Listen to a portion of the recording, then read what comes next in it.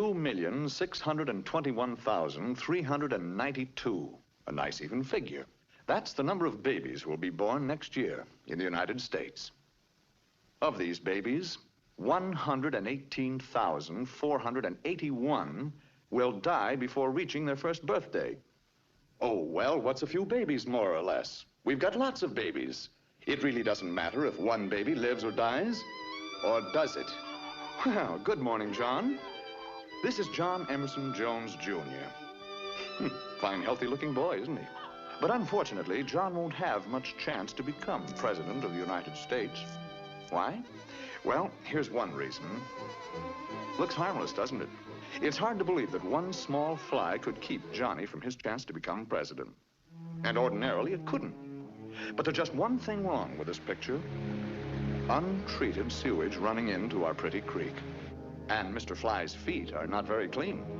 In fact, they're very filthy and loaded with germs like those that cause dysentery. If some of these dysentery germs should happen to infect Johnny at his age, he not only won't be president, the chances are just about 1 out of 2 that he won't even be alive. Stop! Can't anything be done to save Johnny? Oh, I suppose we could train all flies to wash their feet. Or shoot all flies. Or we could do away with all babies. But there must be a better answer than that. This is where I come into the picture. Your local health officer and my staff.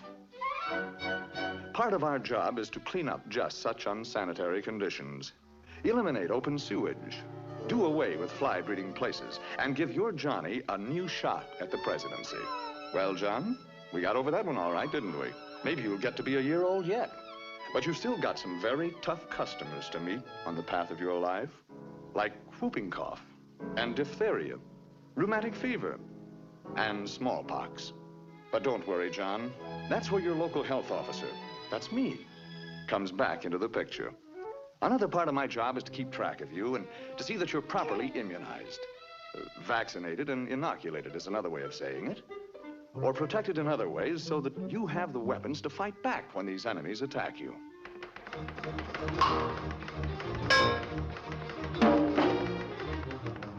You see, Johnny, most immunizations should be completed before you become 1 year old.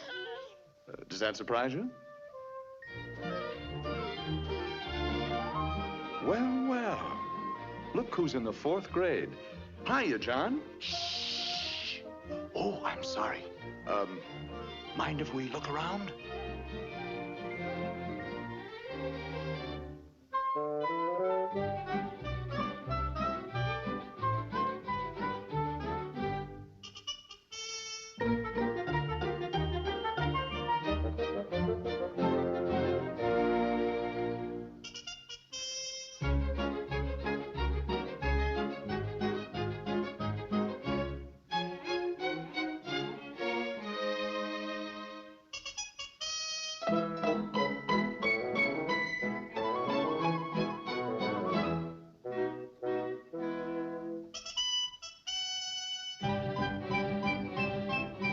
Looks like you're being well taken care of, Johnny.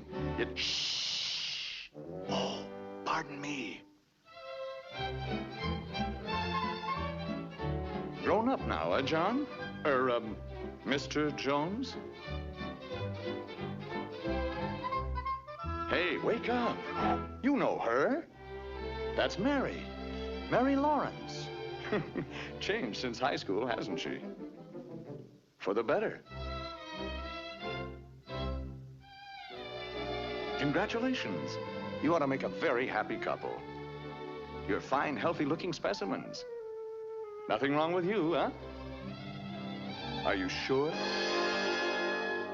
Let's be really sure. Step in for just a couple of minutes. Now, don't worry, John. It's a very simple process for you. And I know Mary won't mind it either. It's not so simple for your blood, though. Let's see what happens. First, it's numbered, whirled, a warm bath, shaken, checked, cooled, bathed again, then carefully read. And aren't you lucky that you happen to live in a community that has a health department?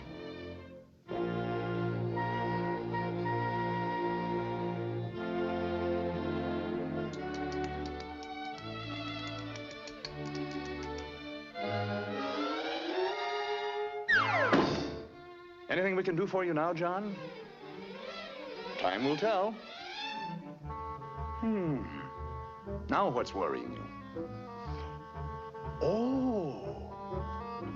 Now, just a minute.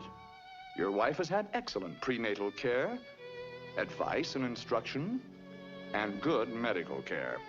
And of course, the health office will cooperate with your doctor and with your wife to see that the baby will have the best of care after he's born. So why worry, John? Well, what do you know? It's a boy. You must be the first father in history to have a boy. Uh-oh. Anyway, he's sure to recover from this disease. Nice feeling, isn't it, to know that everything's all right? Your family's well taken care of. You don't have to worry too much about your health. But there's one thing you do have to worry about, John.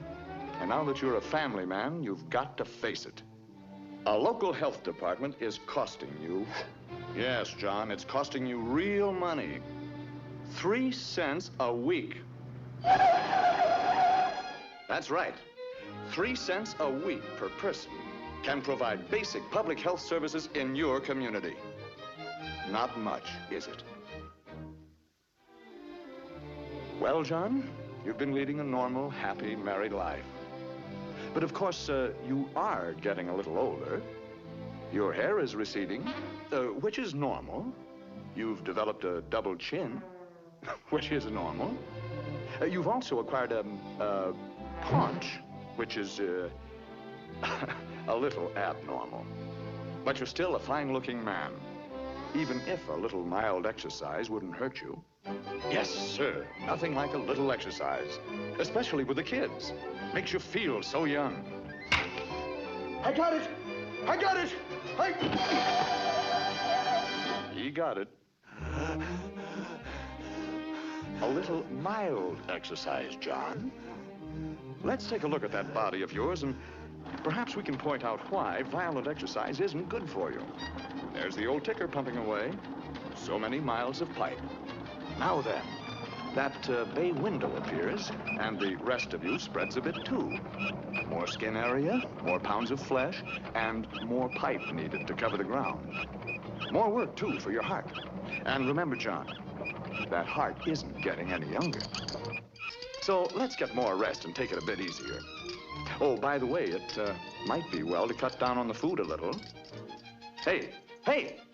That goes for you, too, Mrs. Jones. Look, John and Mary Jones, let's not kid ourselves. This is the age when cancer, heart disease, and diabetes are the big killers. Now, wait just a minute. Don't get panicky. Nobody said you have these diseases. With a few simple precautions, you'll have very little to worry about. Periodic checkups by your own doctor are the most important thing. Don't wait until you're sick. Always remember, early diagnosis and early treatment are the best weapons with which to fight cancer, diabetes, and heart disease. The family, the doctor, and the health officer. One kind of eternal triangle that really makes sense. Grandma and Grandpa Johnny Jones. And we've come a long way together. From now on, folks, you're pretty much on your own. But wait, just a minute. This looks like a happy ending. And it should be a happy ending for a fine boy like Johnny. But the odds are better than 25 to 1 that he'll be born into a community with inadequate public health service or none at all. So it looks like Johnny's chances of being among the 118,481 new babies who'll die next year are pretty good, doesn't it? But let's get one thing straight. There's nothing about this figure that is sacred. It can be reduced by well-staffed health departments throughout this great country of ours. Which kind of public health service does your community have? It's up to you.